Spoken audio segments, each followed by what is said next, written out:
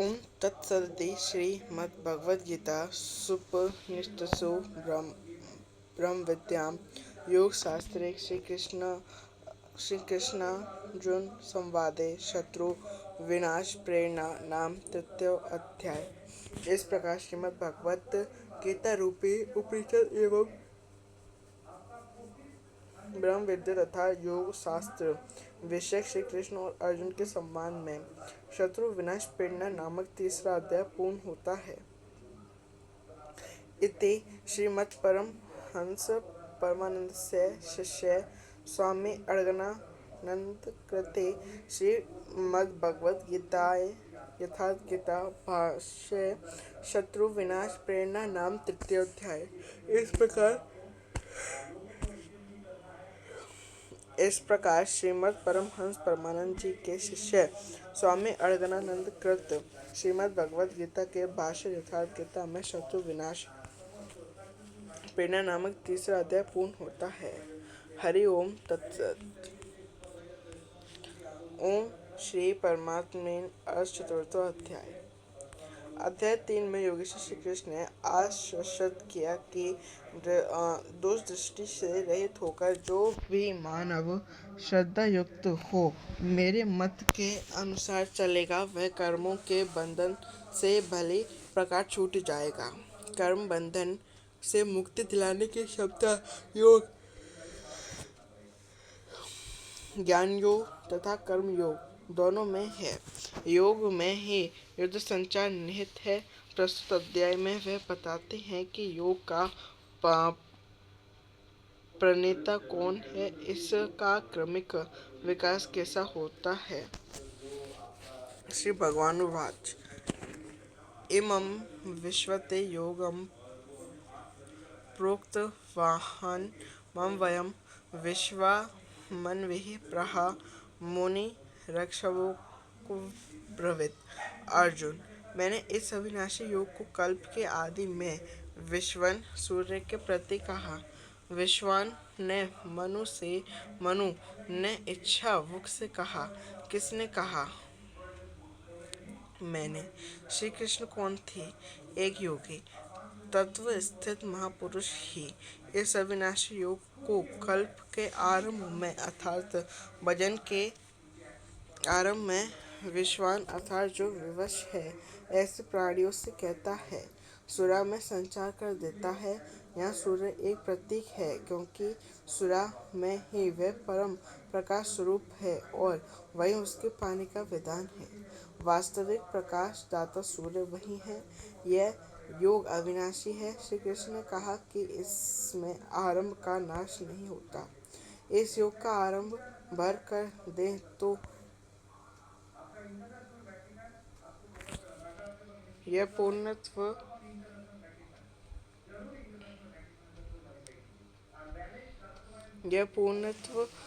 दिलाकर ही शांत होता है।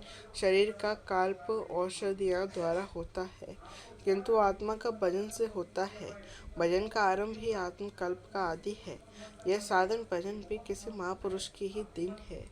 मोह निशा में अचित आदि मानव जिसमें भजन का कोई संस्कार नहीं है, योग के विषय में जिसने कभी सोचा तक नहीं, ऐसा मनुष्य किसी महापुरुष को देखता है तो उनके दर्शन मात्र से, उनकी वाणी से, टूटी फूटी सेवा और सान्निध्य से योग के संस्कार उसमें संचारित हो जाते हैं। गोस्वामी तुलसीदास जी इसी को कहते हैं। जे चिते प्रभु जिन प्रभु हरे ते सब भय परम पद जोगु। श्री कृष्ण कहते हैं ये योग मैंने आरंभ में सूर्य से कहा। चक्षु सूर्य अजायत महापुरुष की दृष्टि निश्चय मात्र से योग के संस्कार सूर्य में प्रसारित हो जाते हैं। स्वयं प्रकाशक शशः परमेश्वर का निवास सबके हृदय में है। सूर्य श्वास को के निरोध से ही उसकी प्राप्ति का विधान है।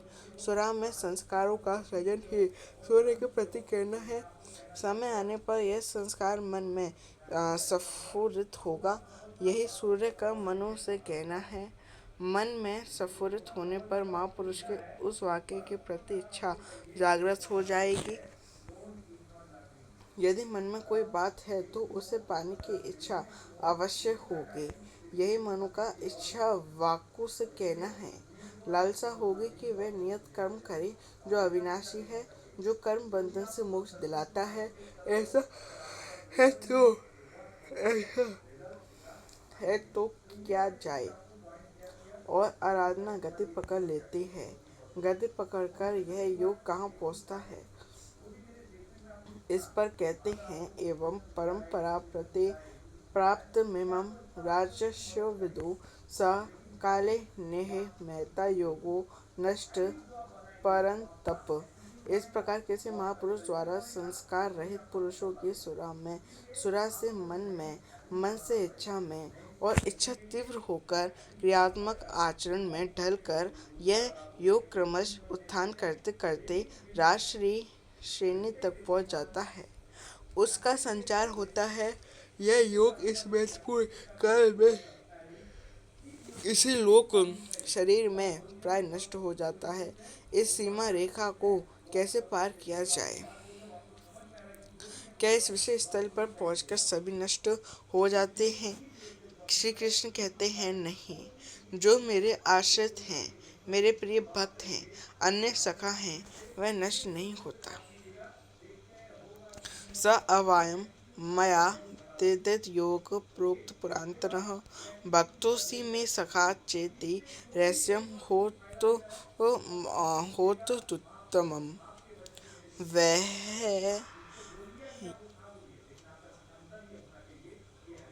वह ही है पुरातन योग।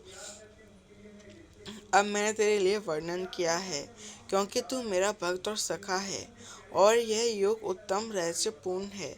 अर्जुन क्षत्रिय श्रेणी का साधक था, राजश्री की अवस्था वाला था, जहाँ रिद्धियों सिद्धियों को थपेड़े में साधक नष्ट हो जाता है।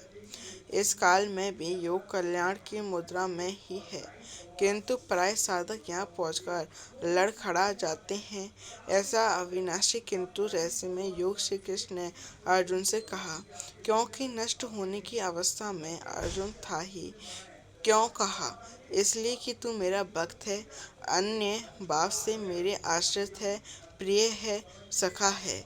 जिस परमात्मा की हमें चाह है, वह सद्गुरु परमात्मा आत्मा से अभिन्न होकर जब निर्देशन देने लगे, तभी वास्तविक भजन आरंभ होता है। यहाँ प्रेरक की अवस्था में परमात्मा और सद्गुरु एक दूसरे के पराये हैं। जिस सतह पर हम खड़े हैं, उस स्तर पर जब स्वयं प्रभु हृदय में उतर आए, रोकथाम करने लगे, डगमगाने पर संभाले, तभी वह मन वश में हो पाता है। तुलसीदास मन बस होए तभी, जब प्रेरक प्रभु बरजे। जब तक इष्ट देव रति होकर आत्मा से अभिन्न होकर प्रेरक के रूप में खड़े नहीं हो जाते, तब तक सही मात्रा में प्रवेश ही नहीं होता। वह साधक प्रत्याशी अवश्य है, लेकिन भजन उसके पास कहाँ। पूज्य गुरुदेव भगवान कहा करते थे, हो हम कई बार नष्ट होते होते बच गए, भगवान ने ही बचा लिया। भगवान ने ऐसे समझाया। यह कहा हमने पूछा, महाराज जी, क्या भगवान भी बोलते हैं, बातचीत करते हैं? वह बोले, हाँ हो। भगवान ऐसे बतियावत हैं जैसे हम तुम बतियाई। घंटों बतियाई और क्रम न टूटे। हमें उदासी हुई और आश्चर्य भी कि भगवान कैसे बोलते होंगे। यह तो बड़ी नई बात है। कुछ देर बाद महाराज जी बोले, काहे घबराता है, तूहों से बतिए हैं। अक्षर रस सत्य था उनका कथन, और यही सख्य भाव है। सखा की तरह वह निराकरण करते हैं, तभी इस इष्ट होने वाली स्थिति से साधक पार हो पाता है।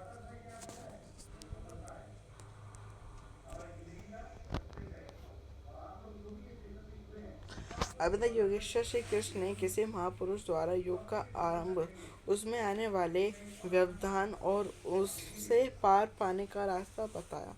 इस पर अर्जुन ने प्रश्न किया। अर्जुन उवाच, अपरम भवतो जन्म परम जन्म विश्वसत् कृतमे द्विजान्यम तव तमादो प्रोक्त वानिते। भगवान, आपका जन्म तो अपरम अब हुआ है। मेरे अंदर सुराग का संचार बहुत पुराना है, तो मैं कैसे मान लूं कि इस योग का भोजन के आदि में अपने ही कहा था। इस पर योगेश्वर श्री कृष्ण बोले। श्री भगवान उवाच बहूनि मे व्यतीतानि जन्मानि तव चार्जुन तान्यम वेदम सर्वाणि न त्वं वेत्थ परंतप। अर्जुन, मेरे और तेरे बहुत से जन्म हो चुके हैं, हे परंतप। उन सबको तू नहीं जानता, किंतु मैं जानता हूँ। साधक नहीं जानता, स्वरूपस्थ महापुरुष जानता है। अव्यक्त की स्थिति वाला जानता है। क्या आप सबकी तरह पैदा होते हैं? श्री कृष्ण कहते हैं, नहीं। स्वरूप की प्राप्ति शरीर प्राप्ति से भिन्न है। मेरा जन्म इन आंखों से नहीं देखा जा सकता है। मैं अजन्मा अव्यक्त शाश्वत होते हुए भी शरीर के आधार वाला हूँ। अवधूत जगत में कर आशा मुए मुक्ति, गुरु कहे स्वार्थी झूठे दे विश्वासा। शरीर के रहते ही उस परमत्व में प्रवेश पाया जाता है। लेश मात्र बेकमी है, जन्म लेना पड़ता है। अभी तक अर्जुन श्री कृष्ण को अपने समान देहधारी समझता है। वह अंतर्गत प्रश्न रखता है, क्या आपका मन वैसा ही है जैसे सबका है? क्या आप भी शरीरों की तरह पैदा होते हैं?